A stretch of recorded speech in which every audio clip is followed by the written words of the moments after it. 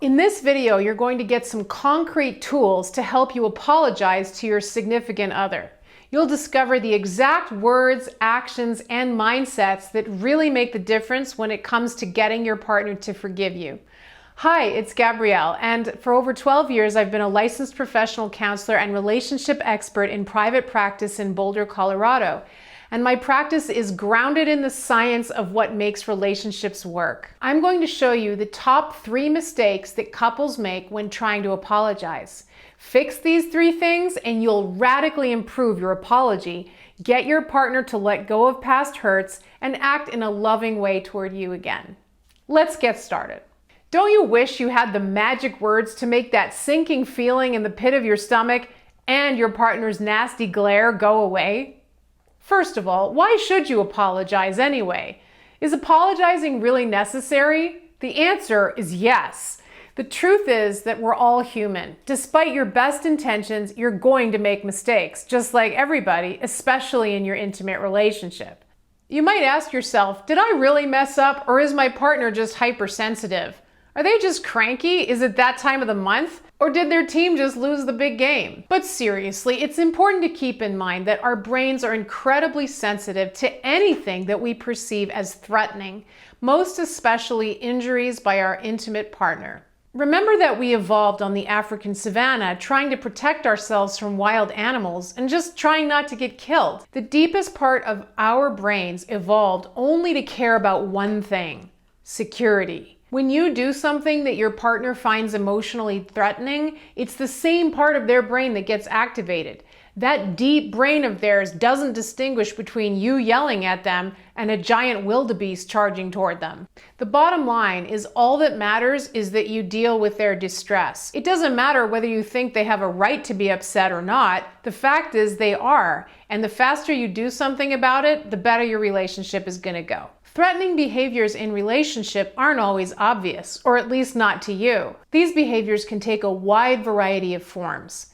It could be a misuse of your shared resources, such as going out and buying a wickedly expensive motorcycle without talking about it with your partner first. It could be a flurry of text messages that they just got from some unknown stranger, as well as the obvious things like criticism, shutting down, or making some contemptuous statement. When their deeper brain gets activated, look out. They're flooded with stress hormones, they can't think clearly, and they're just likely to be on edge. When you've done something to trigger this primitive response in them, there's only one way to make it better, and that's to apologize. When it comes to your intimate relationship, the things that you may need to apologize for can range from seemingly small things, such as your tone of voice or forgetting to wear deodorant, to big betrayals like having an affair or embezzling money. The process of repairing betrayals requires a lot of time and effort, but many of the same skills that you need to repair smaller injuries still apply. Quick repair is a hallmark of successful long-term intimate relationships. The longer you wait to clean up a mess you've made with your partner, the more you threaten the long-term well-being of your relationship. That's because when you do not repair injuries to your relationship quickly, those injuries go into long-term memory in your brain where they get cemented and become much harder to fix. So the faster you can apologize, the easier it will be to clear the air and get back on track as a couple. Let's talk about the mechanics of apologizing. An apology is made up of 2 components, the verbal and the nonverbal. Let's start with the verbal. You may be wondering if there are any specific words that can be beneficial to use. So here are some parts to an apology that you should have in your toolbox. Number 1, I'm sorry. Number 2, what I did was wrong. Number 3, my bad, I shouldn't have done that. And number 4, you have every reason to be upset with me. It's also important to show your partner that you can put yourself in their shoes and imagine how your hurtful behavior affected them.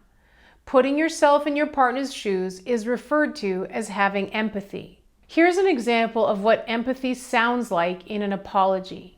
When I forgot your birthday, that must have made you feel unimportant to me, like I don't care about you.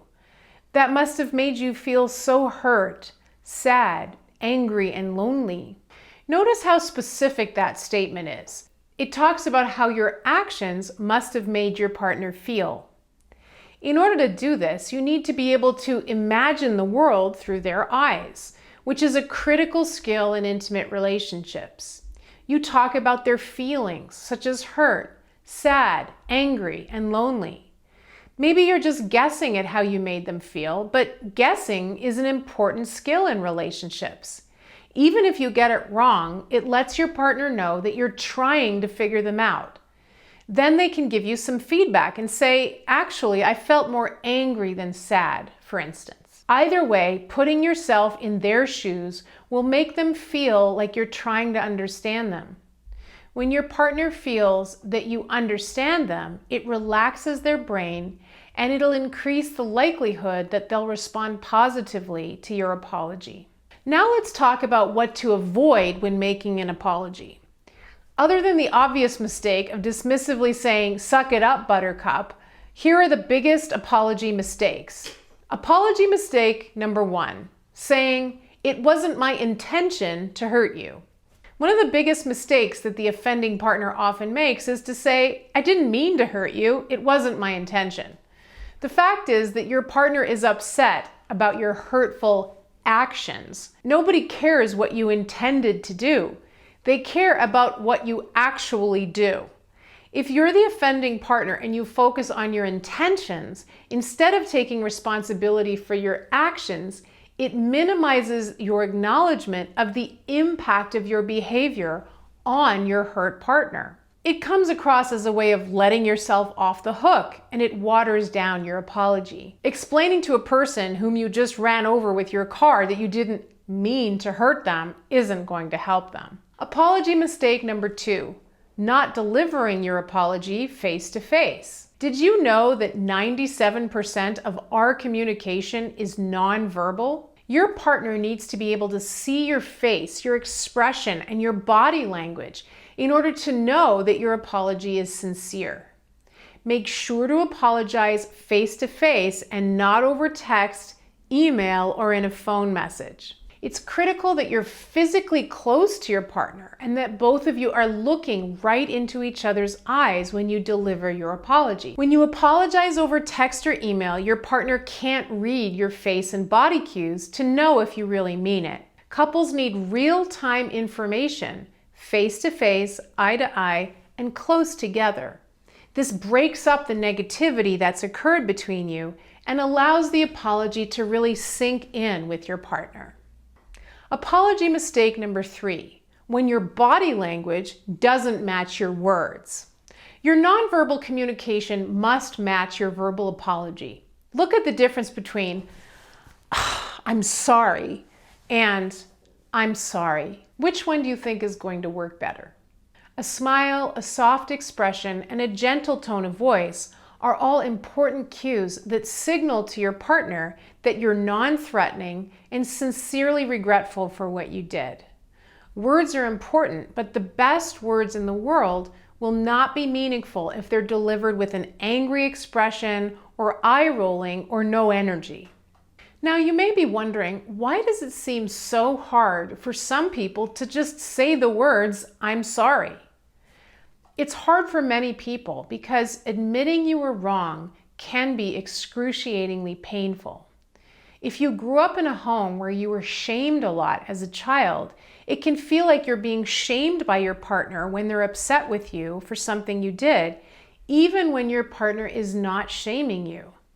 Healthy complaining is a good behavior in relationships, but the shame response can make it really hard for some partners to accept responsibility for what they did and apologize. If your partner was shamed as a child, they will do anything to avoid that feeling of toxic shame.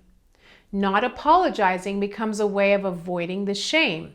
It's easier to get defensive and refuse to say "I'm sorry." Getting defensive is a way that your partner may try to protect themselves, and it's easier to do that than to say "I'm sorry." Now, what if you're the offending partner and you suffer from an intense shame response when you do something wrong? Instead of getting defensive, it can be very powerful to share your feelings of vulnerability with your partner. For instance, you could say, "I'm so sorry for what I did. It's really hard for me to say I'm sorry because it makes me feel so bad about myself, like I'm a bad person, but that has nothing to do with you. I don't want that to get in the way of me apologizing to you." This isn't the time for you to dwell on yourself, but disclosing your shame in a concise manner and taking responsibility for it can be a helpful step toward repair, because at least your partner knows what's going on with you and starts to have a greater access to those feelings of vulnerability that you don't usually share with them. Okay, what if you've really messed up and your partner just isn't ready to forgive you right away? You've mustered up a pretty good apology, but your partner is just still really steamed. If your partner doesn't seem ready to forgive you, the first thing is to ask your partner if you've done everything they need in order for you to repair the injury. Now listen to this, because it's really important. Your partner is the only one who gets to decide whether you have done what they need to make things right, and not you. If they're not ready to forgive you, you may have to try a little harder. But sometimes the apologizing partner is falling short because they're not paying attention to this second key point, which is, how do you know your apology worked? When you apologize well, you should see a noticeable change in your partner's face and body, indicating that they're starting to relax. You might not see these things unless you're deliberately paying attention, especially if you're not the best people reader in the world. Maybe they take a deep breath, they smile a little, or their shoulders loosen up. If your partner's still looking as stressed out at the end of your apology as they did at the beginning, then it's important to investigate with them what it is about the way you're apologizing that's not having the desired effect. Are you still being defensive? Is your apology not specific enough? Does your face look scary when you're apologizing?